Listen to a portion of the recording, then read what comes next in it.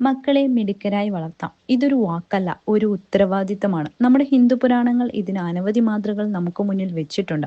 മഹർഷി കന്യകാ പരമേശ്വരൻ, വ്യാസൻ, ശുകദേവൻ, ലവകുശൻ, പ്രഹ്ലാദൻ ഇവരൊക്കെ ബാല്യത്തിൽ തന്നെ ധാർമ്മികതയും ജ്ഞാനവും നിറഞ്ഞവരായിരുന്നു. അതെങ്ങനെ?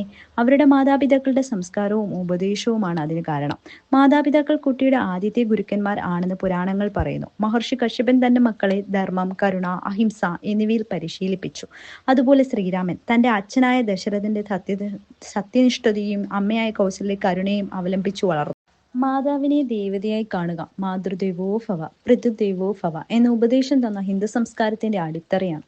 പുരാണങ്ങൾ നമ്മളോട് പറയുന്നു, കുട്ടിയുടെ മനസ്സ് ശുദ്ധമായ മണ്ണ് പോലെയാണ്, അതിൽ എന്ത് വിത്ത് നട്ടാലും അത് വളരും. അതിനാൽ മാതാപിതാക്കൾ നല്ല ചിന്തകളും ശീലങ്ങളും വിതയ്ക്കണം. ഭഗവത്ഗീതയിൽ ശ്രീകൃഷ്ണൻ അർജുനനോട് പറയുന്നത് പോലെ ധർമ്മം പാലിക്കുമ്പോഴാണ് ജ്ഞാനം തെളിയുന്നത്. അതുപോലെ കുട്ടികളെ ധർമ്മബോധമുള്ളവരാക്കി വളർത്തുമ്പോൾ അവരിൽ മിടുക്കും ആത്മവിശ്വാസവും സ്വയം വളരും. കുട്ടികളോട് കഥ പറയുക, സത്യവും ദൈവവും പഠിപ്പിക്കുക, അച്ചടക്കം പ്രോത്സാഹിപ്പിക്കുക, ഇതാണ് പുരാണങ്ങൾ നമ്മളോട് പറയുന്ന യഥാർത്ഥ മാതൃത്വം.